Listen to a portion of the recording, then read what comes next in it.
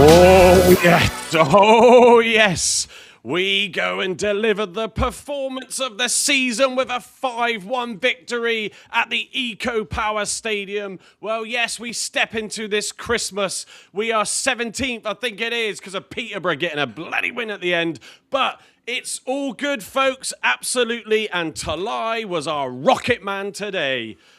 Well, I've done so much talking today, I am shattered. So I'm going to hand it straight over to these two fine gentlemen that join me tonight. And as we present the digest post-match analysis of Doncaster Rovers 1, Plymouth Argyle 5. Yes, you heard that right, 5. Hat-trick from Talai, 1 from Aseni, and Amiechi at the end there, getting the 5th.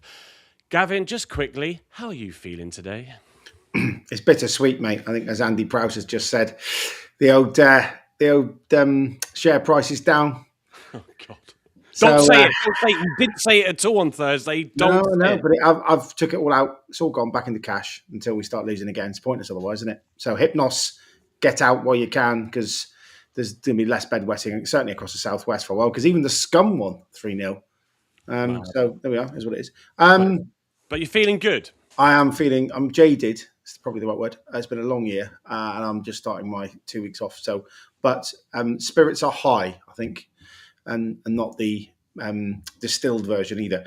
That was probably the best performance I've seen since either Millwall 5-1 or Norwich 6-2. 2 games that stick out of equally dominant performances. It's probably more like the 5-1 under Miron, actually, because it was a lot of transitional football rather than being more shoey front foot. And certainly that was played in the blistering heat and the sunshine. The Norwich one off memory, because I remember being on the Barbican afterwards. But great performance. Apart from one brain fart from Saranola, who I think thought he was still playing in midfield, not left back, and decided to let someone sort of stroll in and get an accurate cross across the box in the first, 6 minutes. From that moment on, I thought we were excellent to a man, including Saranola. So I'll forgive him for his misdemeanour. Even Hazard with 2 outstanding saves. So, yeah, great. I'm sure we'll go through the goals one by one. But I think the 3 big things that stood out for me, I think I stuck in the chat during the game. Ball speed was the quickest I've seen it all year. That was the first thing. Second thing, speed of movement was the quickest I've seen all year. And probably most importantly from them all, speed of thought was the quickest I've seen all year. Everyone seemed to be on it in tandem. Dare I say it, they looked a very, very well coached team who were performing to their tactics exceptionally well, because it was pretty much let them have the ball, win it as high up as we can, a bit Miron-esque really, get the ball down the flanks, get it into the 2 men into the red zone, and hope one of them scores. So yeah, a thoroughly good performance. And for those who were wetting said beds a few weeks ago, who were talking about getting out and all the other bits, I think you're going to have to eat some words between now and New Year's Day, because I think we will go on a bit of a crest of a wave now. And I loved his after-match analysis, which was we won 5-1, but I'm not getting carried away. I think when we went away and scored against Burton Albion, they were probably booking their hotel rooms in Wembley area for May on the coach on the way home, looking at bookings.com or TripAdvisor. Other OTAs are available. I think this time they are getting their nut right down and concentrating on what will be a tough game against Reading on Boxing Day. So I'm happy as Larry. I don't think it can be a better performance today apart from one blip. It'd be nice to 1-5-0, not 5-1, but really, really good performance. And credit to everybody from coaching staff, or probably credit from King Derek downwards, I would say, to the man who is going to put the kit in the washing machine tomorrow morning. So really good display.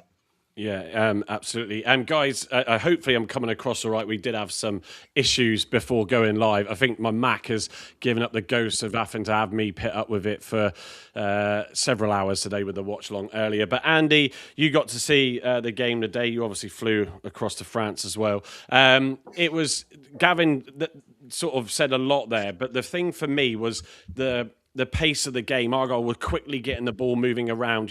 The set pieces were much better as well, but the closing down, the high pressing really disrupted Doncaster. Certainly, I mean, after that goal went in on 4 minutes, you did think, and there was some heavy pressure from Doncaster for trying to recall now 5 or at least 10 minutes. It was like corner after corner after corner. But once Argyle got that goal from a mistake, they just seemed to just light up and were just going at everything. And it was just one of the best games I've seen for a while. It wore me out, that's for sure. But glad you got to see it. So what were your, just summarise briefly your thoughts as well, mate? Absolutely terrible, mate. Never seen anything like it in all my life.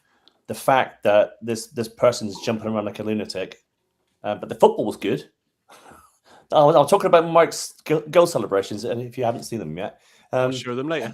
Performance was outstanding, wasn't it? Every man on the pitch, superb today. I think Reading. I just saw Mike Hawks in the comment section. Mike is going to be a tough one for you on Boxing Day. And I'm raising a glass of Chateau de Toulai 25 to the marksman who just bagged a hat trick today. His first hat trick for the club. Long may it continue. Slange. Speaking of wine, there we go. I did don the Voodoo Hoodoo T-shirt today for the watch along. You're not going to strip now as well, are you? No, that's for the late night show for everybody. That is on the. Yeah, let me just come to some of the comments because there's lots in. So thank you for everybody that's joined us today. So we've got Luke Fryer Scott, who was on with myself and others in the watch along area. 3 in a row, get in. Stephen Cooper says, I'm in. Thanks. Come on, you green, says GT. What a result. Julian Holiday says, all I can say is, wow, what a fantastic team performance from Argyle today at Doncaster and a confidence booster heading into the Christmas period. Kami Tarasaki, evening to you, mate. Hello, what a great result. Paul Bailey, Stephen Cooper, can I say a massive thank you from all the Tamerton team for your very kind donation. It will go towards a night out for the squad. Many thanks. Steve Cooper, who's in with us, donated £50. It's sort of bank transfers to me, to you, to me. So they are now in. This time. Yeah, they are now in the club's, Tamerton's club accounts. So thank you as well from us for that. Alex at Argyle says, evening all. Stevie Vaughan, evening guys. Argyle's season has finally got started. Come on, you Greens, GT just wants to say again. Brian Pinaretta from Boston, Massachusetts is in as well. He was with us on the watch along. Good afternoon. What a great win today. Come on, you Greens. Andy Prowse, evening lads, this is going to be fun with Gav upset about the share prices going down. Kami Tarasaki says, and top goal scorer of League One, he's back up there after his 3-goal hat-trick. Can't get any better than this for Christmas. And then we also have Debbie Firth, evening all, what a game. Stephen Cooper also saying, well, you're welcome, Paul. Sean Fallick, Mike, love your watch along. Matt Montgomery, I'm still scrolling. I'm going to read a few more out. Hooray, goals. Aseni and Talai showed a good interchanging duo. They were absolutely superb together. Voodoo, when will Derek officially be announced? Michael Hawke saying, anyone want to buy away tickets for Boxing Day? Mike did join in as well earlier on in the watch along. He is the Reading fan and he is going to join us on Tuesday night. That will be our live lounge next week. And depending on results, he may not want to come on Boxing Day, or we just might not let him on Boxing Day. Yes. Whichever way it swings. VW Coco, good evening. I did see, I think I found your Instagram page or something there where you do a lot of stuff and work on VWs. So it was good to check that out the other day. Evening to you. Kami Tarasaki says again, just shows how well the team can perform when they are trained correctly. It's not that I don't think they have been trained, but we'll come to the guys and we'll digest that. I will take a breather because there's so many comments coming in. Give your thoughts across as well and amongst each other. But yeah, I think, just sort of digesting it and obviously being fortunate to witness it. I mean, I do have to point out that there's one person who joins us on the lives every now and then and decided that Christmas shopping with his missus was more important than travelling, as he does, to literally every Argyle game. He decided to bail out of Doncaster because he didn't want the earache. Well, Harvey England went and missed the absolute cracker of a game by going Christmas shopping with his missus. Shame on you, Harvey England. I never taught you that, schoolboy. No, so there you go. I mean, of all the games. Have you seen the post from, he's like laying down seductively on his bed? Yeah, I have. No, I had a twitch, I have to say. I don't want to tell you. He was looking good, and he should stay away now for the rest of the season if they're going to play like that away from him. Actually, that's a good point, Harvey. You are now banned from travelling away, and I'll force you to watch it with me on the watch-alongs. Yeah, do you know what? I'm gonna just to take a breath, and because I think it was such a moment of being able to celebrate 5 goals. Bear with, it's 2 minutes, but I'm going to show you the cut-out clips of the goals as they came through on the watch-along. So let's get the spirits going even more tonight. Right, a long ball quickly down to Doncaster number 7. Deep in Argyle's half, he enters the box. He tries a pit across. Oh, come on! Jesus, I said it. If you come up against a better finishing team, when we have that pressure, they're going to score, and that's exactly what Doncaster have done. Price. Hopefully you all like my festive background here at Home Park. I was distracted at this point. Animal is here. That is... Oh, Toloi! Out of nothing! Come on! Yes! There we go. This is a game of goals, people. Come on! What's Sorinola doing here? He gets it off to Aseni. Now, down this left-hand side, he rolls it back to Mumba, who tries to cut in. Who's he going to find? It's Boateng there, who tries to feed it through to Tolly. It's a heavy hit. Aseni! Oh, come on! Yes! Aseni with the goal! It's 2-1 to the Greens! Oh, Tolly's on the break. He's on his own. What's he going to do? It's 3! Come on! Yes! Come on! It's 3-1 to the Greens. What a bit of play! It's again, they're trying to force the issue and put pressure on as Argyle have got this ball deep in their half. Aseni! What's he going to do? Oh, that's a penalty! Yes! Come on, you Greens! Come on! 4-1 to the Argyle. What a game! And it's still not over yet. It's still not over yet. Michael Hawkes, we're coming for you in that goal difference. Ball again, passes it to Amiechi, who now turns, tries to drive forward. Goes square, though, to Wiradu. Then tries to drive forward. You got Sorinola on this left-hand side. Overlapping is Talai. He chips it forward. What's he going to do? Oh, is it? Oh, God, come on. Hang on, it's not done yet. Yeah, come on. 5-1.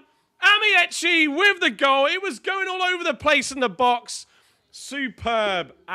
Oh, there you go. Valium required, as Matt Montgomery says. That's it, exactly. I'm amazed that my voice hasn't gone. As well. You need Joe start putting bromide in your tea, son. Yeah, definitely. We did hear that there was a knock on the door with some funny men with a big white jacket. I don't know what they were on about there. But it was, I mean, obviously it's been since I started the watch-alongs for our podcast. That was the Exeter away game when they started, and it was obviously that horrendous run. Fire. Yeah, of defeats. And then, and yes, Voodoo, who's in, the T-shirt was on, if you didn't hear me say earlier. And we've claimed those wins, those 3 back-to-backs. 4. Yeah, it's just great.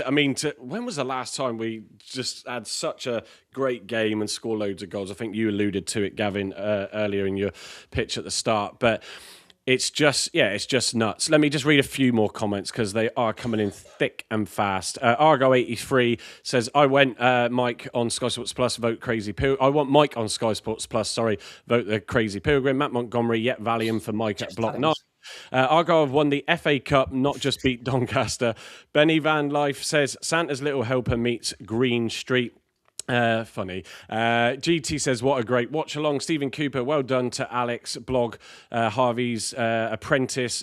Great, Alex. Tell Harvey you never missed a goal. No, Alex at Argyle is in tonight, and he was at the game, unlike Harvey, as we just said. Argo 83 says, great win, but this crazy league is so tight. A win and we could be 9th or 10th, lose and we could be back in the drop zone. It is absolutely mental, as he says. Michael Hort says, brilliant watch along. Locks9 says, yes, 5 goals. Wow, says Kami Tarasaki. Benny Van Life says, unlucky Harvey. Yeah, absolutely. So let's just addressing voodoo there, Mike. Oh, right? go on. This is Chateau de la Tolai 2025 vintage. Right, it's going down well. It's very green. Yes. Very, yeah. It's like my urine now. Hey, less of that.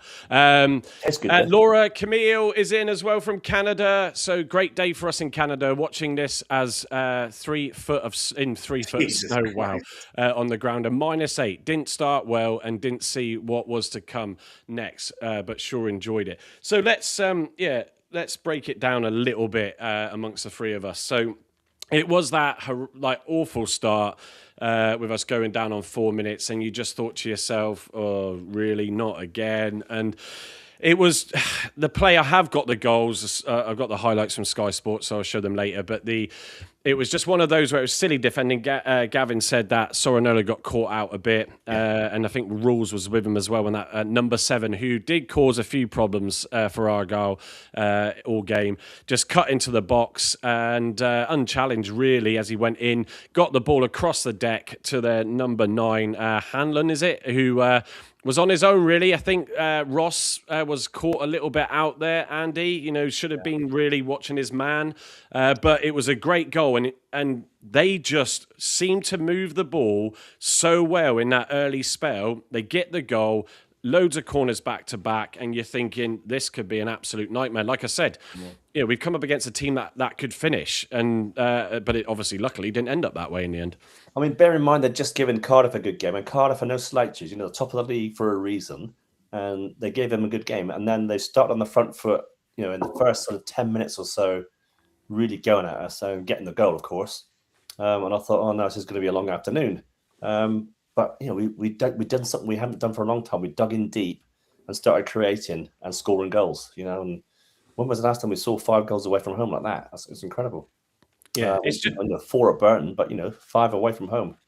Yeah, wow. It's just, I think the frustration of just conceding that silly goal. I think there was a lack of. Paul Bailey was with me on the watch along and said, lack of communication coming from the back. And also, I must remember to say, no Dale, who possibly met a tarsal, someone said, but he did have his foot in a leg brace. It's going to be months, not a couple of weeks, but more like months. But it'll be New Year. Bad news. Is it all off the back of him trying to keep that ball in, Gav? I think so. Yeah. So no Dale, no Pleggy, who I got some feedback from someone in our Discord who went to the game. Said Pleggy was there. Didn't look like he had any issues. No Patterson. He's got a flared knee, according to the governor, but it's more precaution, and he'll be back for Boxing Day. Yeah, if selected now, I'd say, because Ross had a good game, but there we go. Yeah, well, there you go. That's the benefits of having your Argyle TV subscription and the full press conference. Mm-hmm. And also, Pato wasn't there. He didn't travel either. Was there anything on Patterson, Gavin? Nothing said on Pato, no. No. It's his birthday today as well. Maybe they just give him the day off to go Christmas shopping. Who knows?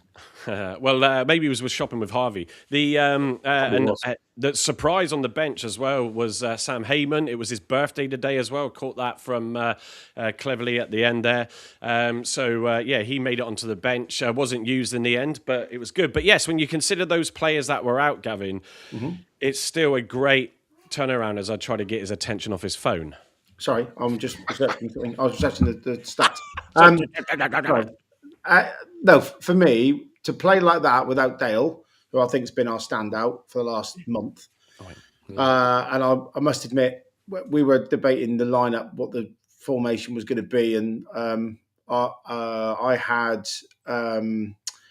I had Saranola at left back. I think Steve was saying it was going to be Belarus, and I was thinking, oh, please no. We need some solidity, and we need some good length. I had Belarus on the left and a Mumba on the right, but what the hell do I know? It's one of those scenarios, I think, where you got no him, you got no Pleggy, Watt's still not available, no Pato, and you think, Oh, I must admit, the back four. I thought 50% of it's gone from our sort of run of clean sheets, and then of course you concede after 6 minutes, and you think, oh no, the sieve's back in. Here we are, and it wasn't that way. So the only encouraging thing is if you can play that well and have four key players, if you include Mackenzie, we've not seen in anger, five who would have been a starter, I think, at the beginning of the season, and Galloway, six key players not in the side for various reasons, or not in the squad for various reasons. The depth seems to come back. You put another two quality players on the side of that, then you've got a team that, if it consistently plays that well, and that's the big, obviously, challenge now, isn't it? Although I think with a bit more experience, that will come. We are in a much, much better place than we would have been 6 weeks ago. Even when we sort of won those 5 out of 6 games in September, I don't think there was that level of performance. So no, it was very encouraging to see us play with that level of intensity and the right level of speed with the ball and everything else moving forward without those players. It was quite remarkable, really. That was the other good thing as well, is just the passages of play when they did get the ball down and they sort of created some breakaway chances. It was just like, wow, where have we seen that? And it was, although it was a very, that typical 4-4-2, but there were chances where they were able to create. And I think, Aseni and Talai up front, I mean, touch wood, we don't want to get carried away, with this, but we will. But it's, those two up front, it was just great. I mean, Aseni has had to play on his own up there for the 3 games that Talai's been out. They've both been put up there together as soon as he comes back in. And what was it, 3 assists and a goal, as Oseni says himself with Talai in that clip at the end. I've got that. I'll play it later. And yeah, that's what just really pleased me. It was I think the difference is you've got 2 guys up top who are both hungry for the ball, both physical, both quick, and can both cause damage. Yeah. And just randomly, by fate today, Belarus is a very good crosser of the ball. Mumba's got back to his best and has looked to run the wide flanks. Saranola and Edwards both ran beyond. It was like an old-fashioned sort of Man United 4-4-2, wasn't it? Because you had 2 wing-backs that were 2 full-backs that were quick, 2 wide midfielders that were quick, and 2 hungry strikers that fed off each other really well. So it's all bodes well. And I think the biggest positive today out of everything moving forward is Amici coming on for 20 minutes, 25 minutes, getting a goal and looking slowly towards the Amici that we signed. Because he's going to be a real threat, I think, in the coming weeks. And it's like revolving doors, isn't it? Because Dale's going to be out now for 2 or 3 months by the looks of it. And Amici's back and Belarus is back. So he's never going to have a full deck, is he? Bless him. He must be cursed. That changing room needs some kind of priest to go around with holy water or something and get it exercised. But for me, 2 more in, those 5 or 6 names that we mentioned that aren't yet back in the squad, it's looking a lot more positive today than it was 4 weeks ago. Yeah, I mean, we'll come. I'll pull up FOTMob in a second as well, just to see the stats, and we can look at the game. Just pulling some of the comments up.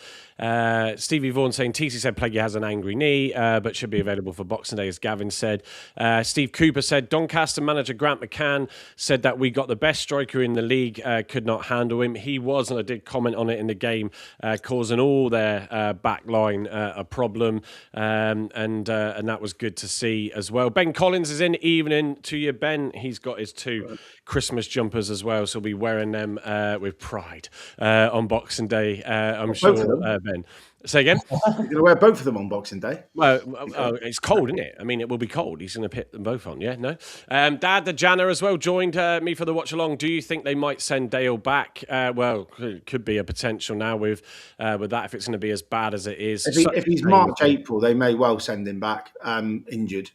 To rehabilitate and then end the loan and bring someone else in. It'd be a real shame because Dale's been class, actually. Yeah, I agree. Voodoo saying, "Ooh, look at me! We play 2 strikers and we score goals. Grow up." But yeah, so no, it's brilliant. Obviously taking the Mickey there, Voodoo, as always. Matt Montgomery earlier saying, "Tut, please concentrate." Gavin, Dad's addressing you to the bit earlier on. Brian saying, "Argyle are 17th place and we are decreasing our goal difference." Yes, it is down to -7. And Argyle 83 agree, and Dale works his socks off, but no, not a lot of end product. To a degree, I don't agree. He got 2 assists in 2 weeks if you count this alone goal. So I don't know what the end product. I think what he might be referring to there is where we haven't had anything much creative going forward. And there's no one to aim at in the box. Correct. It's been Aseni on his own, or it's been Talai on his own. Yeah, correct. And when you played Mumba up top with him, or Patterson up top with him, they're both quite intricate sort of passing players who have got pace. Now you've got 2 proper old school physical forwards that both like scoring goals and they can play off each other. It's great. I've got there's one for Andy in a second, but I'm going to read out Voodoo's latest one. Oh yes, Oxford will definitely take their lad back in a wheelchair and pay his wages. So Andy, this one for you. So Paul Bailey said Mumba was playing in his best position today. The defence looked strong after the first goal, and Boateng and Rules were outstanding, and the strikers gelled together. I did say it on the watch along. I thought he did have a much better game. There was a couple of he was still trying to take players on and just couldn't at times get past them, but overall in the game, he linked up so well with Sorinola. Oseni, when Oseni was on his side of the pitch. Rules, Boateng, especially in the second half, Sorinola, Boateng and Mumba did superb. But yeah, every player did well today, but he did put on a better performance. Yeah, I mean, for those who know me, you know, Mumba's my favourite player. You know, it doesn't go without saying. Now, his best game today for us for a long, long time. He's getting back to his very best now. He's getting back to what Mumba was before Whittaker left and Hardy left. You know, I think as well, overlooked here, but for someone who's been indifferent about his performances, the 2 saves from Conor Hazard today were both absolutely stellar, especially the one from 6 yards. The reactions there to tip that over the bar are amazing. Yes. The other one, I think he made look a bit better. It was in the centre of the goal, but it was still a great tip over the bar. But the one, I actually thought it come off the crossbar live. I didn't think he got down near it. And then you're like, oh my God, he saved that. What a save that was. So, I mean, he's hardly had anything to do in the whole game, has he? Apart from pick the ball at the net and then the 2 saves in the last sort of 10 minutes. Yeah, but how have we swung from Mumba to Hazard? Come on, Gav. When you win 5-1, it's really easy to go, oh, everyone's great. And then the poor old goalkeeper makes 2 outstanding saves, don't even get fucking mentioned. Well, we're going to come to the player stats in a minute, which we'll calm down, Gav. Have a glass of Chateau de Tollai. I'm trying to just get Andy out of his hole on Mumba, but no, it was.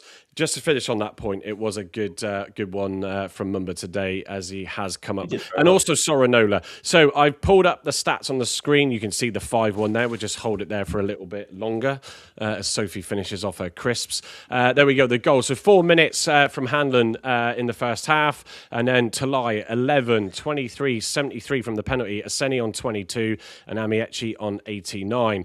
Now, possession-wise, 54 to 46. Expected goals now nearly nearly above 2, sorry, I should say, not double digits. 1.92 for Plymouth Argyle versus 0.78 for those that love the XG. Total shots, 12 to Doncaster, 14 to Argyle. Big chances, 1 to them, 6 to us. And let me go to the lineups, which will give us the player stats as well. Just to note, on Doncaster, I did think Hanlon was pretty good. Gibson, the 11 in the first half, was worrying me with Edwards because his pace nearly caught Edwards out, but luckily it was okay. Molyneux, the number 7, who's their star man with a 7.9. I thought he was very good for them today, and lucky we did keep them out. Before I go to the guys for the player stats, just read out a few more comments. It's hard to keep up with them because they are so fast coming in, but it's great. And also, if you don't already, it's a good time to say, please like and subscribe and follow us on your relevant platforms. There's a good load of you on YouTube watching in tonight, so that's great. Please subscribe to the channel if you haven't already. If you're on Facebook or X, go and give us a follow as well on those platforms. We did hit our 500 marker yesterday on YouTube, which is great for us. So thank you, everybody who has shared and told your friends and family about the channel. please keep on doing that. And if you're watching on X or Facebook, reshare the live as well to let others know and can come in and join with us. Simon Fort saying, I hope the players aren't playing for T transfer window or Adams making us work. Kami Tarasaki says 9 points from the playoffs just goes to show what winning 3 games in a row can do. Yeah, absolutely. And then we've got, let's go. Matt Montgomery saying that opens up a lone spot, I feel. Really sorry for Dale. Hope it all works out well for him. His attitude since his arrival has been first rate. Here. Stephen Vaughan saying Talai is our Haaland. Dad the Janissay must say Boateng looked really good today. Absolutely. Stephen Cooper, nice to see Clev's family in Plymouth for Christmas. Good for him and Argyle, and certainly with the mood shifting so significantly, because we all know what happened when Foster's family were at the ground. That time it's not great. So there we go. So the scores on the doors for those. Yeah, we've got Hazard on 7.6. I need to don the old optics here. 7.6. Edwards on 7.6. Ross and Mitchell all on 7.6. Benarou 6.2. I think for a first full game back, pretty much, he did really, really well. Boateng, I think, is scoring a little bit unfairly. 6.7. Rawls 7.1. Sorinola 7.3. Aseni 9.1. And wait for it, Mumba 7.6 and Laurent Talai 9.8. Wow. So our 2 forwards getting 9s. Andy, sort of picking up from Gavin, Hazard had, I think, at the set piece at the corners, still a little bit uncertainty at times, but I thought it hit the crossbar too. He did pull off a brilliant reflex save and all round a good game with help from the guys in front of him. Yeah, he was in his deck chair for quite a lot of the time, apart from pulling the ball at the net. I think he only had 2 saves to make during the whole game. I might be wrong, but those 2 fine saves near the end was all he did, and he was just watching the other end, cheering the goals going in, bang, bang, bang. But what he had to do, he did well. You're not going to take that away from him. Yes, it's a very good performance by Hazard. Yeah. I want to touch on Aseni, though, because I know I want to say this, right, because this guy's a development player, remember, right? We've got him in as a development player, and he's developing alongside Talai very, very well. Thank you very much. We need to keep hold of this boy. 50 grand we shelled out on him, was it, Gav? 50 or 60, yeah. It wasn't 50 or 60 grand we shelled out on him from St Mirren, and what a player. What a player. 7 goals this season. So that's 3 assists today. Yeah. For a development player, that's good stuff, isn't it? It's only going to get I'll stick with Aseni coming to you, Gav. I think he's done so well in these last 3 games, sort of coming in 3 or 4, whatever it is now, lose track. But, he just, for me, just from the start of the game, after the goal went in, and we had that little, Doncaster had that spell, let's not forget it was him putting the pressure on the defender. It was a poor pass. You'll see it in a minute. I'll show the highlights. It's a poor pass from their left back, I think. Yeah. And Oseni gets onto the centre back, gets the ball off him, and in the process taps it forward. To Talai running on, who slots it away, and the second one for Talai where he manages to win it and steal it from the back 4 after it rebound. I think it's headed back from Boateng into their half, and he manages to knock it forward for Talai, who just breached the defence, went through and scored. And the goal himself, his right foot, not his favoured left, at an angle, side foot straight into the bottom left-hand corner at the first time of asking. You were just like, wow, look at what we've got up front here. I mean, we know Talai's good, but Jesus, Aseni alongside him was just absolute class today. I think Talai's ban has done him the world of good, because he's had to force himself out of his comfort zone and play that Talai role and get really physical.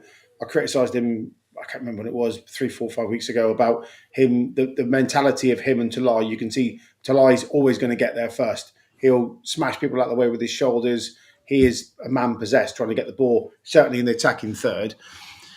He showed that against Wickham away and got that great finish on a tight angle, but only because mentally he was getting that ball first. And now you've got 2 in form, aggressive, hungry strikers. What I will say as well, I'll doff the hat to whoever's coaching the press within the squad, because 100%. the timing of that press now is really good. And I think if you look at the last 2 games, we've allowed teams that want to play football to have the ball in their half, so we can press high and do a bit of a mirror on ball, get the ball back quickly, and create chances. So both of those guys now should have a long run in the side, touch wood, as long as they're both fit, because they can both lead the press. They've both got ability to hold the ball up. They're both quite quick, so they can both get in behind. They're not lightning fast, but they're quick enough, and they've both got the aggression now to get to the ball first. And as they said in the post-match presser, they're training a lot together, and they seem to have got a bit of a connection. So this could be a kind of a Andy Cole and Dwight York type of love affair, which would be glorious for us going into the new year. Yeah, just to read out some of the comments about Aseni coming through. Aseni is undroppable. He's been absolutely exceptional in Talai's absence. Together today was one of the best performances in years. Long may it continue. GT as well, as come on the green, says Aseni was great today. Liam says, evening to you, Liam. Welcome in. Was there today for the match. Currently live in Newcastle, and the sheer noise we made today must have made such a big difference, even before the first whistle. It might have been like Herbie. I mean, he was absolutely totaled before we even got to the game. He was. We'll tell him no, we won't tell him. He had fun on the banana bus. An evening to all those guys. They'll be travelling back as well. Poor Jason driving the bus. They're all probably like that. He was sat with Sam Down, and Sam Down was dissing the Block 9 podcast, I'll have you know. Oh, that was some good banter. Yeah, it was some Only good banter in Sam. there. So yeah, no, it's all good, as everybody that went to that game got a game to remember. Yotsamalo, evening to you. I am happy Plymouth won and Liverpool won as well. I haven't even looked at the Premier League scores. Debbie Firth saying, great watch. Oh, hang on, great watch. Even got my, oh, come on, they're jumping all around me. Got my husband to watch and subscribe. Yes. Fantastic. Green Army. Sutton and Shearer is what Paul would rather say. Calling York. I don't care either or. Yeah, exactly. It's the pairing. Is it going to be the pairing that defines the season for Argyle? Damien Goodall says, so do we regret calling for TC to go? So let's finish off the player reviews, and then we'll come on to the results, since obviously Derek Adams has come in, and then we'll get the thoughts of the guys and myself on what we make of that. The back line then, so 3 of them on 7.6 there, Edwards, Ross and Mitchell. As I said, Benarous, Andy. It wasn't Benarous though, it was Sorinola, left back. Okay, yeah, well, that's the other end. Switching around. There we go. Yeah, thanks for that, Gav. So it's just the way FOTMob has obviously interpreted it. So 6.2 for Benarous. Andy, I thought he had, considering he obviously has got to get back into those match minutes and hasn't been able to be consistent with limping off with the odd niggle. I thought today he did really well, and it was some good signs there, stepping in, obviously with Galloway out and Pleggy out. So I think his score is reflective, but I think overall, in a game like that, he did really well. Yeah, he did well to step in the boots of Galloway. Really, when he didn't step in the boots of Galloway, he played right midfield. Oh, but it's not. Left back. Yeah, but down there it says he's on left back. But yeah, right. He stepped in and did a job. Yeah, he did very well in the right midfield. He did, yeah. Considering he's left-footed. He's got a lot of skill, a lot of flair about him. He looks comfortable on the ball, which was good. So, I mean, getting, what was it, 60-odd minutes, 65 minutes was good for him. I think 70-odd, actually. So 70-odd, was it? 80, yeah. It says it there, 80 is when he came off. Exactly. I can't see that. I need them very focused for that. But yeah, very good for him. Good stuff for him. And long may it continue. Keep him fit. We might. It's another signing, isn't it? Really. Yeah, I mean, Gavin is right, because it's always confusing when FOTMob does these things and doesn't get it right. And I even watched the game, but I've had a long day. Not just with the watch long. I did a round trip this morning. So, but yeah, Gavin, look, there's going to be some stiff competition for places now. And I think he did all right. And he managed to get some balls whipped in. He had to turn it on his left foot to cross them in. But for me, I thought, it was a good showing from him coming back into the squad. Well, with no Dale now, which is a big blow, you've kind of got him and Amici. I would imagine that depending on how training goes this week, TC might have it in his head to start Amici. Now he's got a goal and he's a bit more confident, considering he was one of our marquee signings in the summer. But I think wherever you play this kid, he tries his heart out. He's very good on the ball and composed. I prefer to see him up the pitch. To be honest, I prefer to see him play left midfield. But Bally had a really good game there today, so you can't really knock that. Yeah. I think for the rest of the season, he'll probably be that sort of player that will either play left midfield, right midfield, or if we have got a further injury, starting at left back. But wherever he plays, he gives his best. He tries his heart out. He's very composed of the ball. He doesn't lose the ball that often. He seems to find the tricky, difficult, very short pass very easily. He's technically very good on the ball. He wants the ball a lot, and he's bearing in mind he's 2.5 years out, and he's only in his early 20s. He's coming back. I think next year will probably be his year of blossoming. Once you get a year under your belt and you're back into some kind of rhythm, but he'll have a big part to play, I think, over certainly the next 5-6 games, because we're going to have to use the entire squad. Because what is it? Is it 6 games in 15 days or something daft? I'll bring it up, and Dono, I'll bring it up in a minute. So to start today, and Carl and I had this little bit of banter on Thursday about, I was saying, he ain't ready to start yet. It's got to be Dale, blah, blah, blah. And it's got to be Saranola at left back.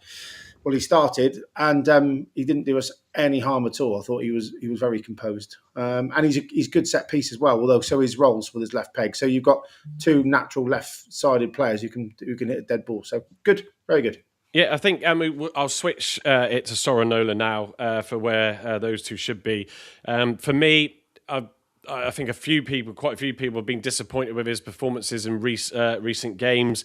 He came in today and I thought he did have another great game. Yes, he probably gave a little bit too much ease to that number 7 who put the cross in for the first goal. He had too much space when he received the ball, that number 7, before deciding to run into the box. But I thought he did well, and for a 7.3 there, that's probably agreeable with how his performance turned out. So that was really good. We just need that consistency, Matty. And it's going to be tough for places. So it's going to up everybody's game. Boateng, I'm going to come to...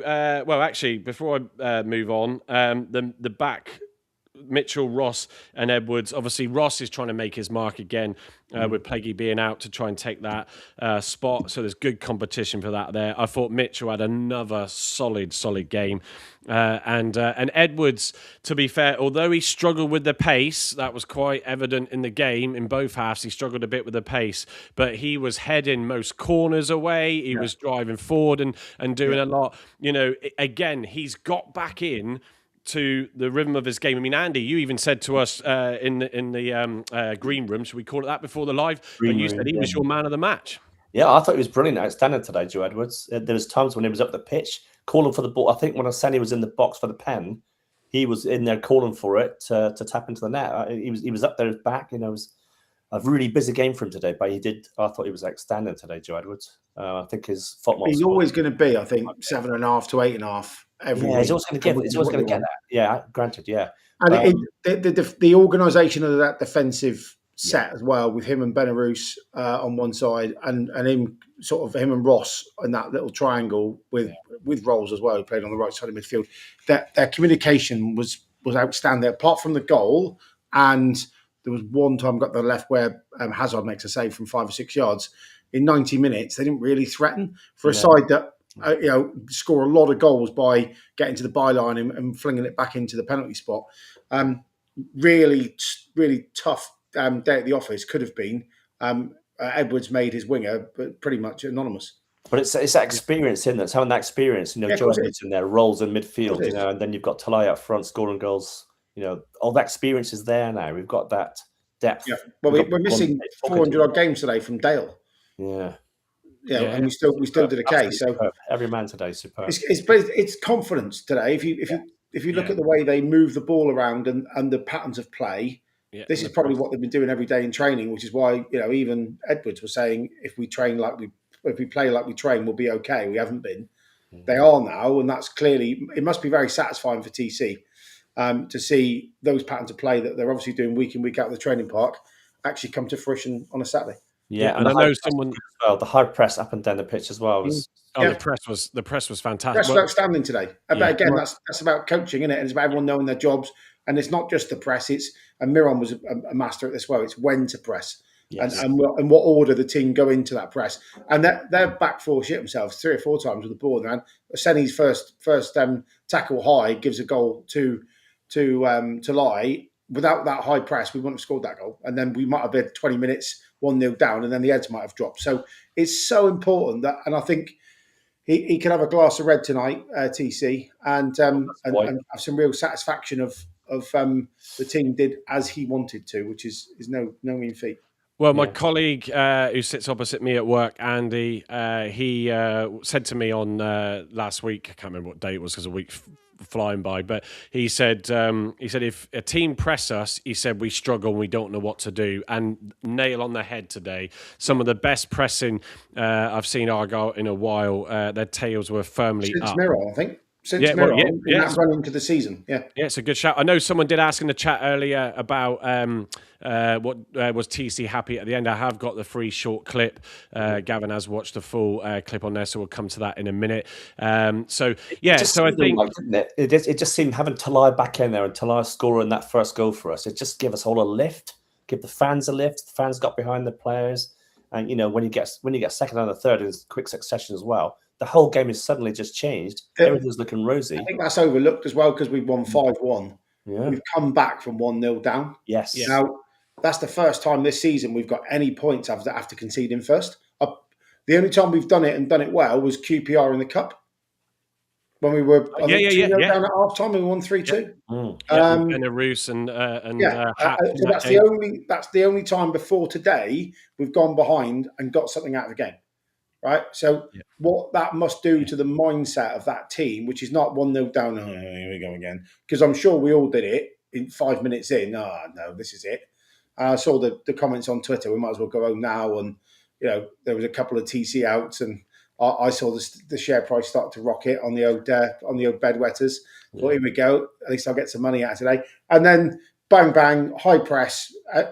He doesn't miss, does he? Talai, the one-on-one, he was just like done. So I think the press is really, really important, and I think that and the training and the consistency and the pace of which we played was probably the most important thing of today.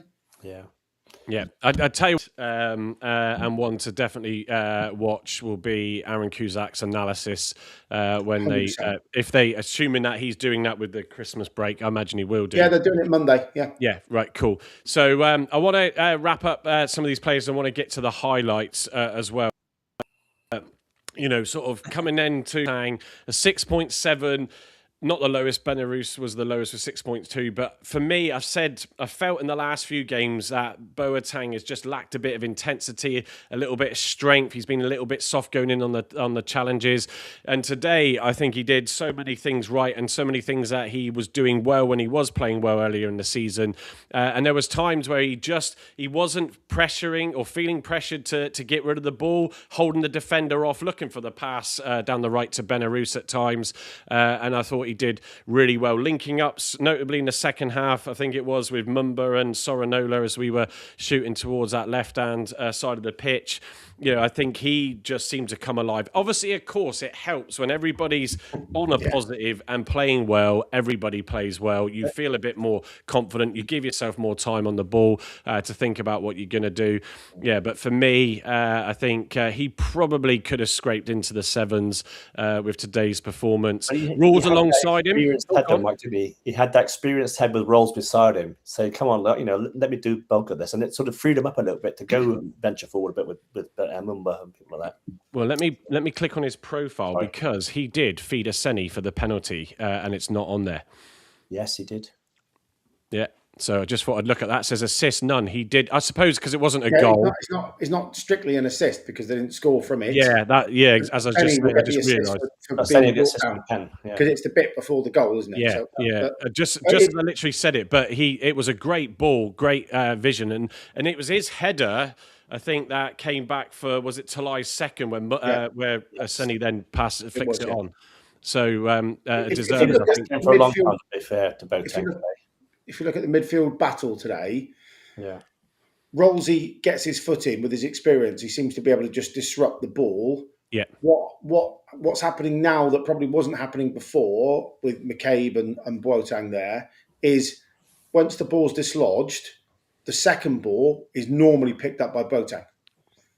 Yeah. Right? And then it's gone to a positive action and they're off. Yeah. Whereas before, Boateng was doing the disrupting, but his partner wasn't necessarily doing what he needed to get that sort of next action and for us to win the ball and get out of trouble. So we're winning a lot of ball at the minute in the centre circle or in that area. Yeah. Now we've got Rolls winning it. Boateng's very good at spreading the ball wide early or seeing a pass. That's what's getting us up the pitch and transitioning much quicker.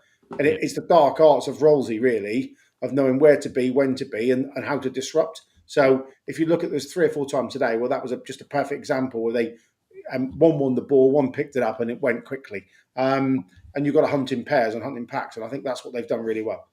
Yeah, no, it's good and it's great, and hopefully we know that there's talks of his contract and what we're going to do with that. And that's already bloody done, Mike. I think the only stumbling point. So I think the club necessarily will probably say because of his age, we'll give it to you till June or July. He'll probably want 18 months and another season. Yeah. I know. If he can play like this next year, no matter what division we're in, he'll be standout. He's got a great engine in him, hasn't he? Yeah, he has. Yeah. Is it his 3rd or 4th game? Or, so he's getting back into it now because he didn't really. He didn't play last week, did he? Yeah. He didn't play last weekend, so he was left out then. And to be fair, you have to then doff the hat to TC again because he's leaving players out, bringing players in. It seems to be there's a bit of a very small tactical revolving door. Pleggy out today, where I think everyone was crapping themselves, thinking, "Oh no, that's the end of that." And we've won. So I was a little bit upset. You're still a bit upset. I was bedwetting. Yeah.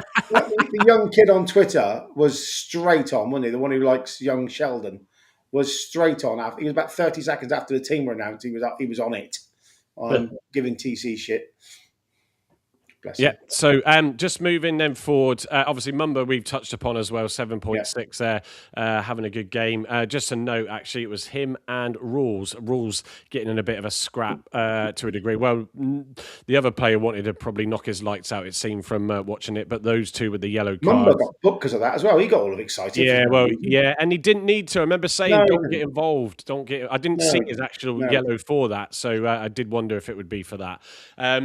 So the difference of being able to take this ball confidently in the middle of the park, as you just said, Gavin, and then find players to get the ball to, that was something that obviously we haven't seen before, players getting into spaces and down the channels. But Owen Aseni, go back to it again, where he was just an absolute menace. We come into the highlights and the goals in a second, folks, but he was just superb, pressing those defenders, forcing the mistakes and taking advantage of it. And his finish for his goal, we touched upon it just earlier, was sublime.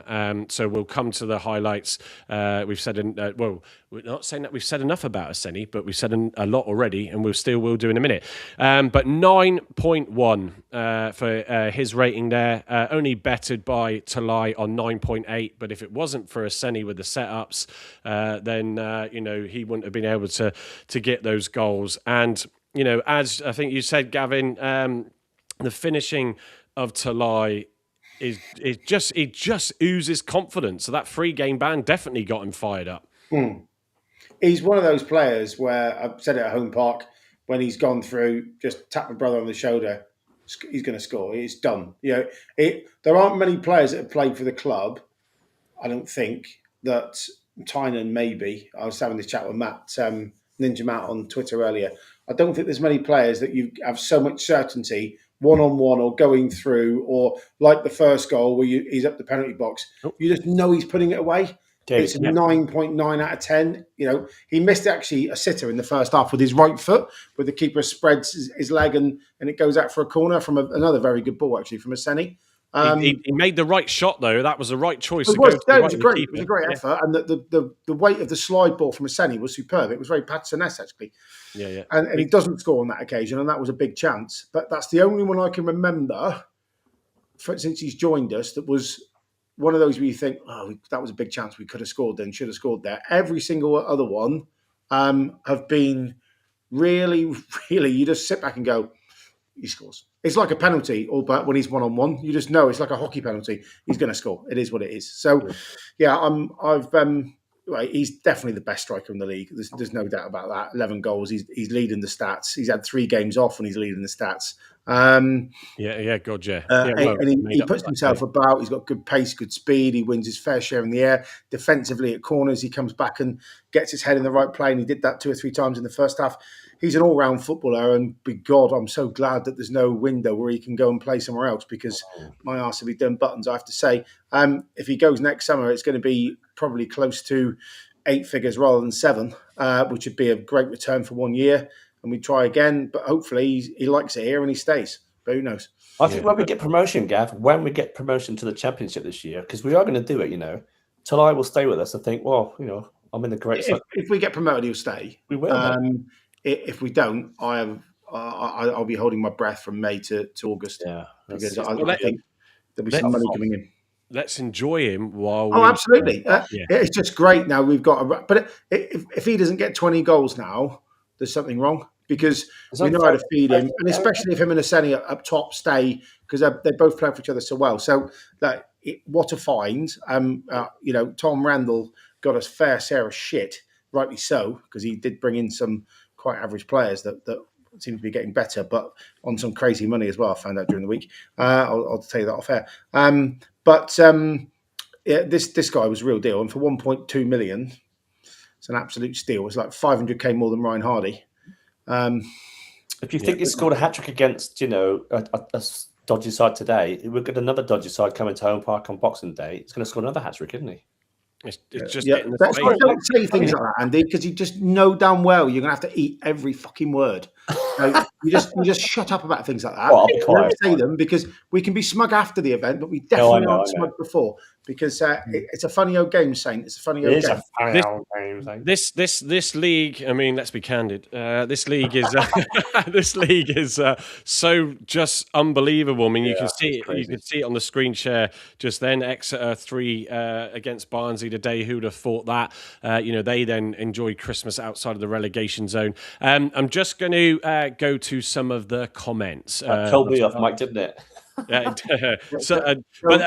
Don't gloat beforehand. Gloat right after bowling. Never gloat before. No, exactly. Well, we've got it. Your foot in your mouth. That was a tough game. We've had such miserable games to talk about. We'll enjoy it and we'll have a bit of fun with it. So some of the comments, again, from you all. Thank you all, just to say as well, for joining us tonight. There's a good load of you coming in now, so appreciate that. Remember, like I said, if you're on YouTube, I can see a lot of you in there. Please subscribe if you haven't already. Be much appreciated. Simon Fort earlier saying, no mentioning of sacking or Simon to get out. Come on, you Greens. Was Adams the best signing? We will come to that since he's joined in a minute. Stephen Cooper also said, stick with the Block 9 podcast. Best podcast we got. Thanks, guys. Please keep backing them. Yes, we are spoiled as a club with some great podcasts. But thank you. Appreciate your comments, Steve. Kami Tarasaki, bet the bus drive back to Plymouth was fun for the first time for TC and the team. Matt Montgomery saying, like us to find a snappy tackling midfielder. This was in regards to rules earlier. To bully opposition and bring competition for Boateng and rules. Nicholas G, evening gents, really enjoyed the game. More to come if we play like that.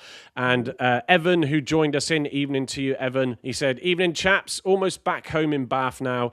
Can't remember being that chuffed with an Argyle game in a while. Certainly not this season. Talai and Aseni has so much potential to be lethal. I love that, lethal.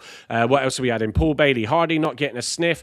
Would love him back with Talai and Aseni. It could be interesting. Michael Hawke says that's all is in something banter. He's obviously had a few sherries because he's nervous as hell about Boxing Day. Mike will join us. Just a shout out, Mike is a Reading fan that comes in and watches the lives. He is going to join us.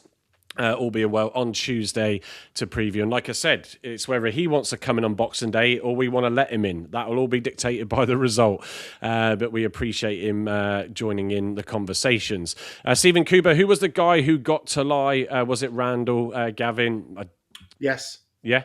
So fair enough. At least he can have one good signing on his CV. Aseni for 60k is an absolute steal, as Evan paired with the channel. Thank you for that, Evan on X. Your Mats Yotas Marlow, sorry, get my teeth back in. I hope Plymouth get promoted to the Championship. So do I, because I put a £5 bet on 100 to 1. So that would be nice. Bet responsibly as well. And I did see someone, this looked genuine on social earlier, pit 25 quid on Argyle to win 4-1 with Talai to get a hat-trick. And of course, he cashed out at 75 minutes on $2 and a bit grand. So Merry Christmas to Merry that Christmas, person. young man. Yeah, indeed. And like I said, if you do have an addiction to gambling, there is plenty of sites that you can go to for help. Betfred, Coral. I also know Sky Bet. There's loads. You're right. Yeah, it's all good. Bet responsibly. Loxy 9 will be in the top half by next year. GT saying definitely Talai is a beast. Dad the Jana, Talai is one of the best forwards we have ever had. I think from a finishing quality wise, it just knows what the goal is. He reminds me of Tynan. He reminds me of Tommy Tynan. He's a cracking player, Talai. Yeah, there we go. So right. Here we go then, folks. Let's get to the Sky Sports highlights and enjoy, 5 out of these 6 goals.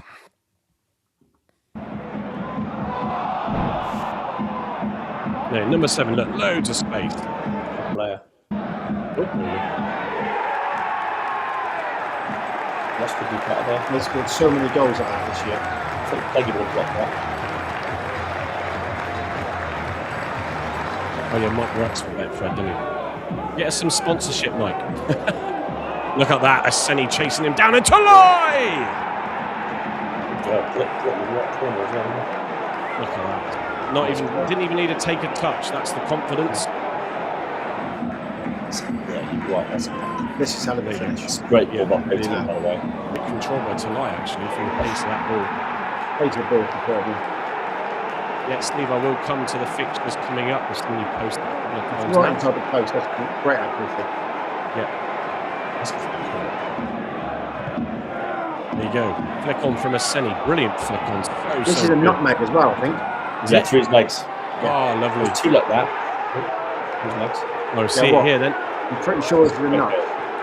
This is a man of confidence. Look at that. Yeah, there you go.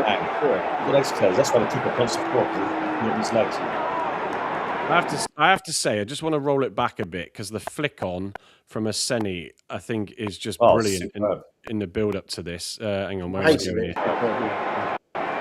It's coming up next. The header from Bowen, the deflection, and then this lovely touch. That goal reminds me of the Bundu onto Hardy, or Hardy onto Bundu, whatever it was last year.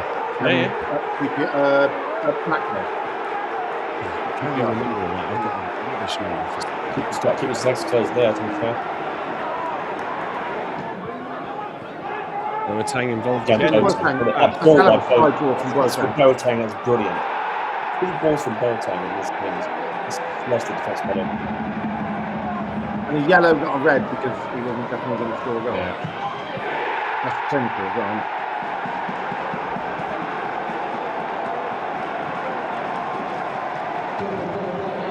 You wanted to make sure that could get the ball. And this is great. 1-2. Fullback's running on. It was amazing. Brilliant one. The fullback was great well there as well for assist. That's going to do that for the world of good, huh? Yeah. Everybody wanted to get. And to be fair, Keppel does so well. That was good. That's a good assist, yeah. That was probably. Should be. There we go. There's the goals. So, we'll want to play them back. I might actually try and wrap up the commentary and just play it as the background music for the 5-minute countdown. If you get a chance to, guys, listen to Greens on Screen, right? And Greens on Screen it's got the highlights of the goals, but it's the audio. And I think it's Drew Savage commentating. Absolutely going bonkers. Great. Yeah. I tell you what, Andy, that's a good shout to go on there. It's been going for so many years. Greens on screen. It is almost the Argyle. It is the Argyle sort It's of. it's a go-to Argyle site for me every time. Yeah. And so yes, you can get the clips. Shout out to you, mate. Yeah, excellent. Thanks for that, Andy. Let's go to the post-match clips as well, the short clips that Argyle put out. First of all, Tom Cleverley. We're at home on Boxing Day for the first time in 9 years. We've got a couple of home games in a row now coming up.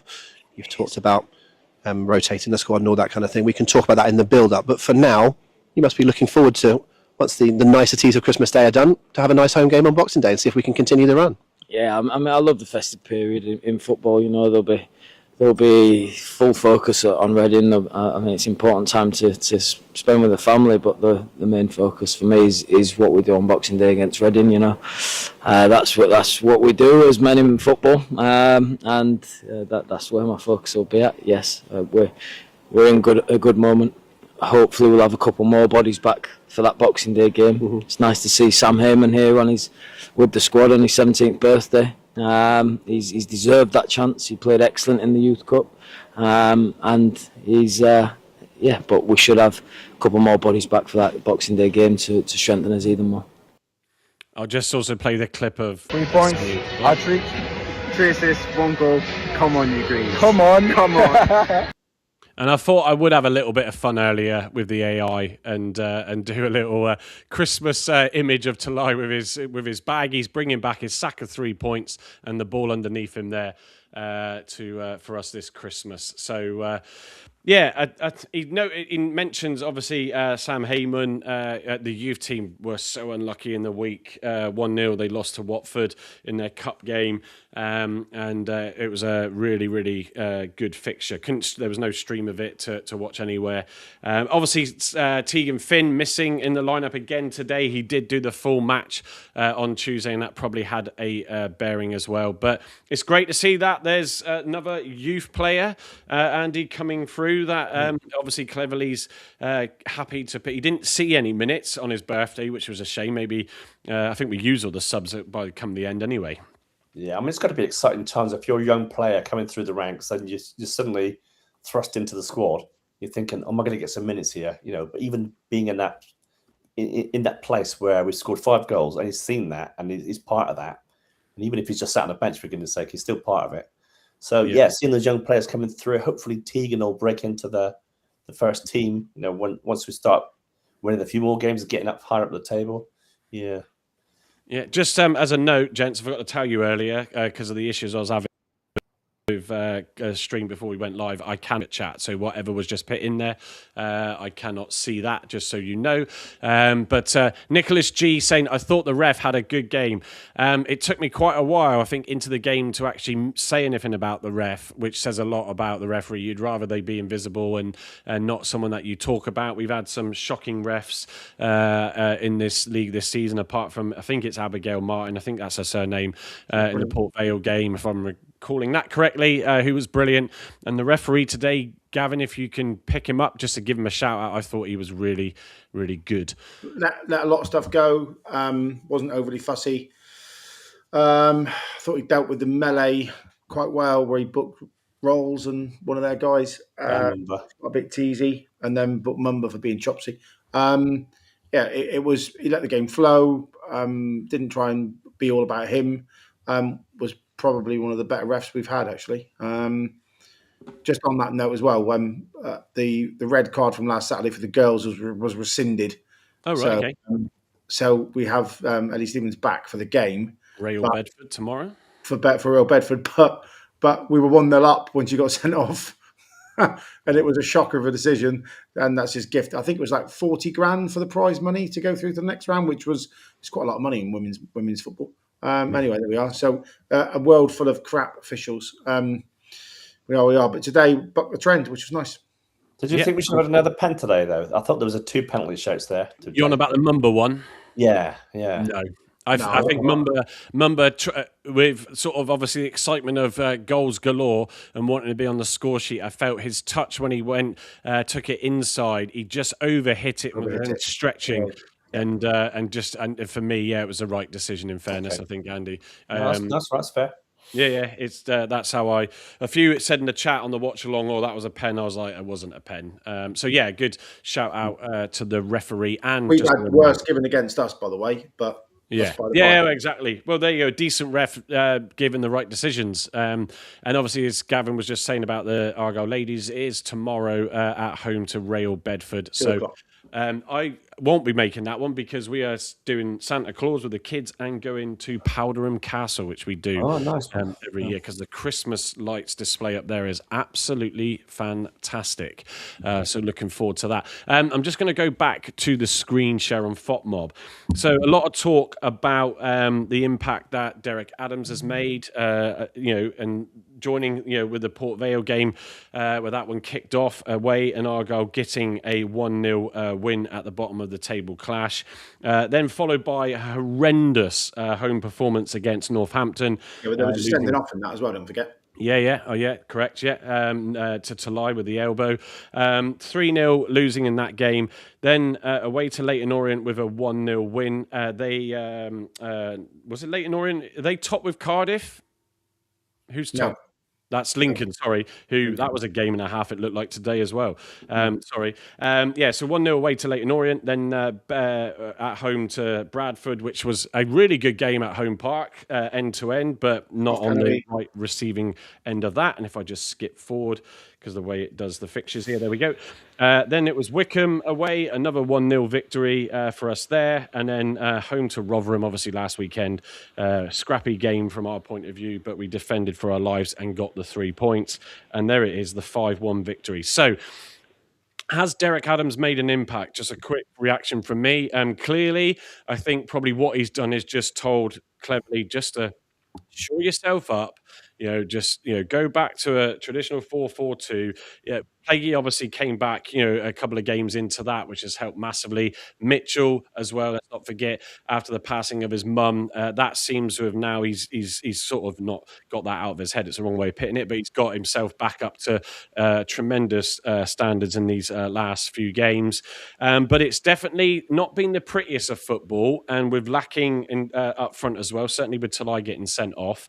But Gavin, it has sort of shored things up, and it's got us some really good results. I mean, our away form is incredible versus our home form, but today was great to see us defend really well, even though we went a goal down, but then play like we've sort of digested tonight. And looking forward to things to come. So he's clearly had a positive impact for the club and for Cleverley and the players. Adams is very what's the right word? Risk adverse, probably. It's not the prettiest. Certainly, what we saw today certainly was not Adams' ball. Derek does not play that way at all. I think if you look at today, I think it was the best of Rooney and the best of Miron from last season together. High press, but really rigid defensively. I think last year we either had some really good pressing football and we're quite dour at the back, but today we played some good football with that, which was lovely. I think Derek's made a massive. You can see, and a couple of people that I've spoken at the club says that Derek has his boots cleaned daily by the staff, which would make me think that he's spending a lot of time on the grass. That's not obviously a bad thing, and I think you have to doff your hat to TC. I suppose it was daddy or chips to take it or get the sack, but I think he's taken on that advice really well. They seem to work quite well. I had a quick 10 minutes chat with Derek at the girls game a few weeks ago, and he was very complimentary about the thoroughness of the way the training sessions are set up. And I mean, he's not going to slag him off to anyone, but it seemed quite genuine. But the most important thing I think is, TC's 35, 36. He's only his second managerial appointment. He's a young coach. Who's he had to go, I'm just thinking about doing this. What do you reckon? No one. Yeah. No one. 100%. There's been no one in the club to go to as a mentor, which means you're relying on people that you're ringing up, maybe Alex Ferguson or, whoever, maybe Mike Phelan, but they don't know the players. They don't know the club. They don't know that. So you're kind of guessing. Whereas because Derek knows the club, he's obviously very quickly learned the team because that's what he does. He comes in and makes instant impact as a manager. I think the two of their brains is together is much better output than it would be singularly. So you're getting that grit, determination, and hard to beat elements of Derek's style of play. And today, for the first time since September, we saw a very complete performance where TC's quick movement, very quick one-touch football and getting down the pitch as quickly as possible came into play and really catapulted us forward. So it can only be a good thing moving forward. I was probably the only one on this podcast who said TC needs a mentor and be given a bit of time. I'm not going to sit and I'm going to call it out now because I was the only one who was. Everyone else was saying, oh, he's had enough, it's time to go. Often Rome's not built in a day and you need to bed people in. I wasn't defending the results or the way we played at the time, but sometimes you just need to just let people fix their own mess. And I think that's what Tom's done really, really well, along with his coaching staff and a very experienced Derek Adams. So the a transformer, click, those two together create, whoever it is, I can't remember the names of the transformers.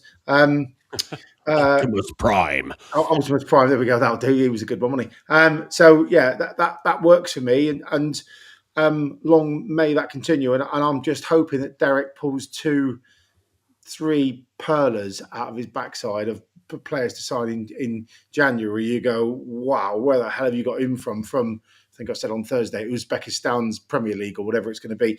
He'll pull someone from somewhere because he always does. And that's what's exciting me. And if you get Watts back, who I think could be maybe a week or 2 weeks away, Mackenzie back. 2 new signings. 2 brand new signings, pretty much, along with the Pleggies and the Amichis, who's now coming back. And so the quality of the players and the quality of the bench is going to be that much better than it has been for a long, long time. And it's boding well, I have to say, for the future, which is why I lumped on at 33-1 earlier in the week. I just look at the fans forum, right, when Simon Hallett turned around with Paul Byrne and said, we're going to fix it. We're going to fix this. Right. So bringing Derek Adams in is part of that fix. And I think, getting him alongside, as you say, I don't think he had that at Watford, did he? I don't think Clem's had a... No. But this is what we should have done with Wayne Rooney, and all joking aside. And actually, Wayne Rooney was a slightly more accomplished coach looking back than... I'll probably get pelters for this, than Tom was. It is worse done. But, they brought in Mike Phelan, but they brought him in when he was teetering on the edge of the cliff. Yeah. They should have brought him in when he was at a mile to get to the cliff edge, and they didn't. And that was a bit too little, too late. Fair play to the board. They've learnt. Simon's certainly learnt, and he's got rid of, I think, the individual that's made those poor decisions. Yeah. I think that... Paul Byrne's very proactive, front foot, thinking about positive, making interventions early. They've done this. And I have to say at the moment, it's a bloody masterstroke. We've won 4 or 5 on the bounce, including the cup game. We've only conceded 2 goals in 5 games or 4 games, whatever it is. We've blown people away today, and we are in a really good position. So, all round, you have to take a bit of smugness. And those that were at the pitchforks at dawn outside the Mayflower stand with their torches saying, out, out, out, probably need to just... I would say eat a little bit of humble pie. Yeah. So I just want to, before I respond to that, just say a couple of thank yous to Nicholas G. Good show, chaps. Happy Christmas as they head off as well. Debbie Firth also saying, enjoyed the podcast. Thanks, guys. Happy Christmas, everyone. And Laura Camille also says, enjoyed the holidays. Great show, guys. So just to note that. I think that, we'll do a wrap up at the end of the season of all Gavin's Mr. Right stuff when we come to the end. There'll probably be 1 or 2 in there, I reckon, folks. But no, I think the frustration, because it got to the point with pretty much most of us, we always try and bring a balanced view on things. Look, we don't have any discredit for the fans. That there's some that just it does frustrate you at times, but absolutely can understand everybody's frustration and pain. I mean, it was a bit like that with Rooney, and those that said it early on were proven right in the end. I think the nail on the head, as you say, Gavin, is the support, putting the right support in there. I think Rooney was a bit of a loose cannon. It was an exciting signing and all the PR around it. Yeah. But, cleverly has been focused with his guys on, trying to get into the detail of everything. I've said on shows, maybe too much at times, but, having someone in with the experience, not everybody was happy about that, but I can understand why, because I got to the point where I was just like, he's got to go or walk, because it was just unbelievable, and you couldn't see where it was going to come from. That Northampton game was shocking, but yeah, it has been, as Gavin said, a bit of a master stroke. We'll see at the end. We will see at the end, but I think above all else, it's good.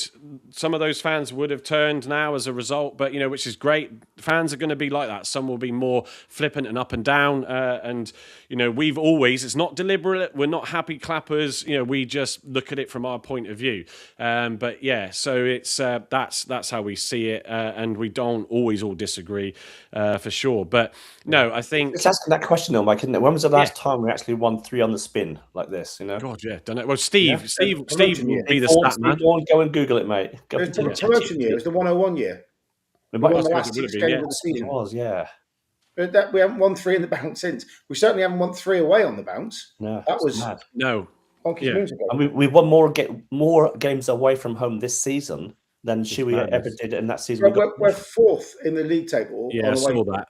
Yeah, I saw that get pit up just now. I'll actually just quickly show, because conscious of time, and it has been a long day for me, but here it is, the next games that are coming Argyle's way. Yes, Michael Hawks, it is the big one. It's the Plymouth Argyle versus Reading, your team, on Boxing Day at that 3 o'clock kickoff. Followed by another home game on the 29th, where we face Wickham at home. Can we make it a double victory against them in the league? And then on January the 1st, it's away to Stevenage. There will definitely be, I think, I haven't checked with the wife yet, but I think there will definitely be a watch along if I can do that on that game. Michael, I'll drive you. I'm going. You're going up, aren't you? Let's just see. Yeah, you're going up with your cousin or nephew. So yeah, we'll see. We'll see. Actually, that's not a bad shout. Could I do a watch along live from the ground? Signal depending. And then obviously January the 4th, you can see we face Burton at home, and then you can see the next 2 fixtures running into Jan. Wigan away, Bristol Rovers away, and Peterborough away. Wow, 3 away games on the bounce in January. Trophies are one of them, isn't it? Yeah. Sorry, good spot. Yeah, the Bristol Rovers Tuesday night game. Thank you, Andy. So, so let's just read some of the comments out as well, because they are still flooding in. Dad the Janice says there were fans during the 101 season that would call for Shuey's head after a defeat. So some fans will never be happy. The wonderful world of football and any sport. Simon Fort saying, I'm happy with Adams and Tom Cleverley. Thanks for the pods. Always green. Happy Crimbo. And thanks. Yep. Cheers for that, Simon. Thank you for joining us this few festive shows. Locks9 saying, they were singing You'll Be Sacked in the Morning. What a turnaround. And let's just give it to Cleverley from the mental state of having to go through that. Dig that deep. Yeah, and see there's some light at the end of the tunnel. He has got some mental strength, that boy, I tell you, because I know he had it at a much bigger scale at United when he was vilified for whatever reason. But you've got to have real strength to get out of bed in the morning, force yourself to go into training, knowing that everyone in the city wouldn't piss near you if you're on fire in case you're rolling it. He has turned that round completely with I think King Derek's help. But now I think if we win on Boxing Day, there needs to be a bit of a calling out his name again, because credit where it's due. 3, 100%. Zoom corner. Come on, guys, sort it out. Gav, where did you get I'm that? a happy clapper, but God, if we win then and we've won 5 on the bounce, then surely he's brought his way back into your affections. Yep. Where did you get that image that you shared in the group? That AI one. Which one? What, of Lukey Wookie or Lanky? The image. I'm sorry. Yeah. It was someone sent it to me. Oh, gotcha. It was basically an AI image in the background purporting to be the Devonport that had a banner that said "I'm sorry." It was just good bit of fun. Let's wait until the end of the season for sure, as Gavin's looking at it on his phone. Some more of the comments. Ben Collins still think we should have stayed with Rooney. Yeah, I couldn't agree more, Ben. Locks9. I have them in 5th for form based on the last 5 games, going by greens on screen. Paul Bailey saying, do you all think if Adams wasn't bought in, TC would have turned this around? Do you know what? It's a great question. We'll never know. There you go. Yeah. So I think he would. It says we're sorry, Tom. It's So, very I busy. think Can we Clev's get would the turn us boys? around, Mike. Oh, Just- hang on. just- Can we Sorry, get go on. PFC displays to make that one up? Yeah, We'll come sponsor on, it. Nick. I'll sponsor it. Yeah, need to. Yeah, that's a big banner. What were you saying, Andy? Sorry. I think in answer to the question that Clevs would turn it around because he's got players coming back in now. He's brought experience in with roles, and I think he generally would turn it around.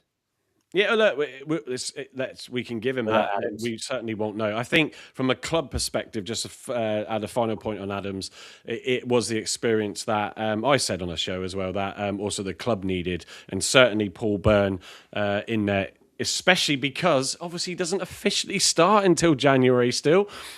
So having some Wait till he officially starts and we go on a run of 5 or 6 wins on the bounty. He'll be like, Well, Stephen Cooper just said "Easy, this CEO lark." Manager of the Month award. give me my bonus now, please, Simon. And that's that. Yeah, very good. Clevs could be up for the December Man of the Match, Manager of the Month award. Yep, and Stephen Cooper also agreeing with Gav, saying that he wanted to keep Clevs. I mean, everything's hindsight, but all we can do is just It's not say hindsight at the time when you're the only one in the whole world going, let's give him in another the go. whole world. Oh my God, Well, come okay, on, it felt like Jones. it when you're getting absolute pelters on social media for being a happy clapper. And deservedly, folks, deservedly. Keep giving them the pelters. Yeah, But the no, look, bedwetters now? that's- That's a question, isn't it? say again. Where's the bedwetters now? That's the question. Well, look, they'll still be out Or there. the Have It Out Brigade? Where are they? They may end up coming out again. Look, we Yeah, don't want to get too We'll carried lose away. one game and it'll all come flooding back. Don't worry. Yeah, probably. We will just enjoy the moment with you all, for sure. So, Stephen Cooper saying Clevs could be up for. I mean, imagine that September. Was it September Manager of the Month? Then it all went Yeah. Pete Tong, and then could he be October, December? November, shit. December man of the month. That'd Yeah. be hilarious. And Talai could even then be Player of the Month. Did he get that Player of the before as well? season. No. Well, but what I mean is, if we get a manager and a player, player of the month. Yeah. Yeah. Green Gruffalo saying, great pod, guys. I'm clapping happily. Yeah, as we all are today. Even Michael Hawks, a Reading fan, says, all joking aside, very winnable games for Argyle, your next few. Let's just see what happens. Let's see what happens. I'm just They're all checking. tough, to be fair, Mike. And I get your sentiments there, Michael, but every game is going to be difficult. When Doncaster would have been difficult today if they'd gone 2-0 up, for instance. But yeah. Yeah, well, it just shows whatever we show in the the day, really. league. Let me just bring actually the league up. Where's my screen share gone? Let's go. Come on, computer. So let me just get to the league. You got Cardiff, who played Lincoln today, and Lincoln won that, but it's 41 points. Look at that. 4 wins and then the defeat today to second place Lincoln. It is interesting at the top there. Then you got Bradford on 37, Stevenage on 35, Stockport County on 35, Bolton Wanderers on 34, who did lose today. That completes the playoff places. Note that number 34, and then you come down to where we are hovering on 25 points. So, 9 I'm points. liking there's three greens there, mate. I really am. Yeah, it's crazy. It's crazy seeing that. Peterborough the same. We exactly the same as Peterborough. Yeah, they did get a win. I think it was fairly late on because I suddenly saw it jump as I went back to it. Above them, weren't we? We were 16th at one point. And there we are, look, with Reading all on 25, Rotherham on 24, Burton 24, Exeter 23, who do make it out the relegation for Christmas. And then it's Mansfield, Blackpool, Donny Rovers, thanks to us, and Port Vale. Port Vale painfully on 15 points. I think Blackpool won today as well. Blackpool won 2-0 away today, and they're thinking, whoa, we're out of the relegation zone. Yeah, there you go. Blackpool 2, Wigan Athletic 0, away to Wigan. So, let me move up onto this screen and move off that. So, I tell you what, we'll end the show with 2 clips. Of course, one of them is going to be my watch-along celebrations again, just to say goodnight and end on a happy. But I have got the clip that Argyle also put out of Talai's hat-trick, so let's just play that quickly as well. Given that they're in the lead, they will want to keep hold of it and try and boss it, but Hosseini's won it back, and Talai! Scrap that, because Argyle have equalised, and it's come from a bit of pressure. Now they've got to do something about keeping hold of that, and are they going to start here with Hosseini playing it through to Talai? He's clean through, edge of the box, Talai! It's 3-1! Takes a breath, steps up, left-footed, slots it in! And Argyle have a 4th goal. There we go. So, there's his goals. Before I do the watch-along bits, final thoughts then from you, Gavin, please? Bit like TC, really. Let's not get too carried away. It'll be nice to go to Reading on some form. If we can replicate that at home, we will have home park, the Fortress, back. Pretty sure. I think there's some interesting selection conversations to be had now. Amici maybe starting. Pleggy back. Does he slot himself back in next to Mitchell, or does Ross keep his place? It's lovely, isn't it? And you might have Caleb Watts on the bench Boxing Day. Who knows? But it's really, really nice to have some quality players not in the side coming back who can really dominate, and then that creates a lot of selection issues for the boss, which is where we want it to be. Just wanted to get I've just taken my, I have been, for those that are listening on the podcast channels, and thank you for always listening in across your favourite platform.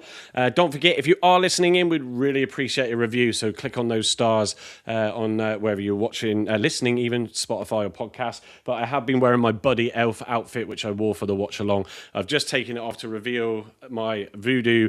Voodoo's from X, for those of you that don't know, because you might not. It might be like, what the hell is this Voodoo? He's a brilliant guy on X and always gives out a lot of witty banter, and I did a t-shirt. He's always in on the pod when he can, and since I've put it on, we've won on these away games on the watch along, so I'm going to keep it. I did wear it at home to Rotherham. Sorry? I haven't washed it yet. No.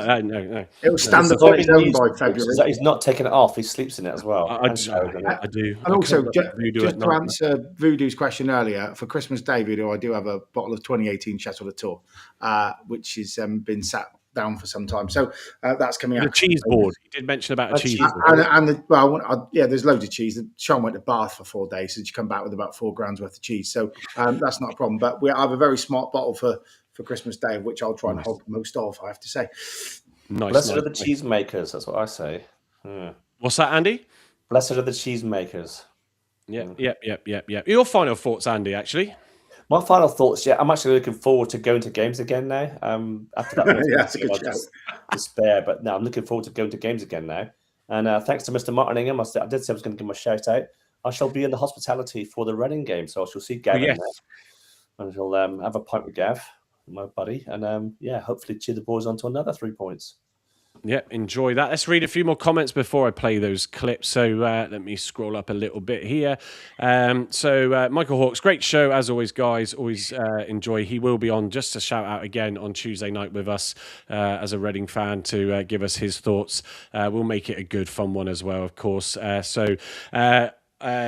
meet to 2897, excuse me, voices going out. Merry Christmas to all and to you. Brian Pineretta, who we showed his little clip the other day on the Live Lounge on Thursday. He's got his Block 9 merch over there in Boston, Massachusetts, and joined us as well, joined me as well on the watch along earlier. He says, Merry Christmas, or Merry Argyle Christmas, everybody, with a load of trees and football emojis. Yotsamalo says, good night to all Plymouth fans and have a wonderful Christmas. Paul Bailey, have a great Christmas, guys, and thanks for your support. We are there Tuesday night, so we're not quite off before Christmas to bring you that Reading preview. GT has come on the green, says, Merry Christmas all. Come on, you Greens. Stephen Cooper saying, I think Boxing Day will be a sellout. Yeah, absolutely. And a rocking atmosphere, hopefully. And you'll see a few. Oh, Andy's got it on. A few of the Block 9 Christmas jumpers. Andy Prowse, dropped back in as he disappeared to do something earlier. Just got back in the room. Thanks for a great pod. Have a great Christmas, lads. Again, we'll see you on Tuesday, though. We'll be there Tuesday, and it'll be like, just us with Carl. Where is everyone? Cheese and biscuits. Yeah. Graham Burton saying we're still the biggest losers in league with 12 defeats, so keep calm. All right, no need to put a negative on it, Grinch. The Grinch who stole Christmas. Yeah, exactly. What else have we got? CV Vaughan, I can't go Boxing Day, else I'll be in the doghouse. And Loxy 9, at least we're not drawing. Yeah. So, to end, Dad the Jana, look forward to Tuesday. Yeah, so to end, because it was a great watch along, and I let my emotions go out this time. But yeah, I'll run this clip to see us off because we've got to make the most of this result. Right, a long ball quickly down to Doncaster number 7. Deep in Argyle's half, he enters the box. He tries a pit across. Oh, come on! Bed wet. I said it. If you come up against a better finishing team, when we have that pressure, they're going to score, and that's exactly what Doncaster have done. Good old Hopefully you all like my festive background here at Home Park. I don't know what this animal is here. That is... Oh, Tully! Out of nothing! Come on! Yes! There we go. This is a game of goals, people. Come on! I said earlier, I was right in the end, which was good. Just like Saranola doing here, he gets it off to Aseni. Now, down this left-hand side, he rolls it back to Mumba, who tries to cut in. Who's he going to find? It's Boateng there, who tries to feed it through to Tolly. It's a heavy hit. Aseni! Oh, come on! Yes! Aseni with the goal! It's 2-1 to the Greens! I think the whole coast... Oh, Tolly's on the break! He's on his own! What's he going to do? It's 3! Come on! Yes! Come on! It's 3-1 to the Greens. What a bit of play. Children hiding under the table. Again, they're trying to force the issue and put pressure on as Argyle have got this ball deep in there. Haverseni! What's he going to do? Oh, that's a penalty. Yes! Come on, you Greens. Come on. 4-1 to the Argyle. What a game. And it's still not over yet. It's still not over yet. Michael Hawks, we're coming for you and that goal difference. Ball again, passes it to Amiechi, who now turns, tries to drive forward, goes square though to Wiradu, then tries to drive forward. You got Soranola on this left-hand side, overlapping is Talai. He chips it forward. What's he going to do? Oh, is it? Oh, God, come on. Hang on, it's not done yet. Yeah, come on. 5-1. Amiechi with the goal. It was going all over the place in the box. Superb. Can I just apologise to the gents for being such an embarrassment to them on the Block 9 podcast? Can you just... I'm glad you reflect finally, Michael, to be honest. Can you just apologise to your neighbours who had to endure that this afternoon? No, they can get lost. They get that every Saturday night about 10 o'clock.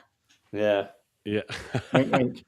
Wendy. When he schedules it in for a bit of alone time. I still can't pronounce Amiechi or whatever, right? I tell you what, like, I just listened to that back. What I thought was the most random, well, I say random, but players are all over the pitch again today, getting into positions. But to say the overlapping Talai with Soranola on the ball was just mad as he cut around and drew the defender out, actually, which allowed him to do a 1-2. Was it with Boateng? But his little flick on. It's a shame, really. I thought this will be an incredible goal if he'd have finished it, and obviously we did still finish it with Amici. But yeah, so final thoughts from me. We are back Tuesday. The game is on Friday, on Boxing Day, so we will be back for the post-match of that game on Saturday. Nearly was tempted to do it on Boxing Day, but of course it's family time, so we will be back on the Saturday. I believe, Andy, you're free. Gavin, will you be there as well? Yeah, Carl is working his shifts tonight at the hospital, so that's why he's not with us. And Herbie is too drunk and hungover and probably asleep in the banana bus on the way back. And Harvey, obviously, has been spending a lot of money on Christmas shopping, as we said earlier, and missed out on the best game in a long time away from home. So, yeah, from us, we shall see you on Tuesday before we give you our Christmas well wishes. So join us then if you can. Thank you to everybody who's followed and subscribed. I can see a few more have come in tonight as well. We wish you well. Just enjoy the moment for what it is for now. Until Tuesday, we'll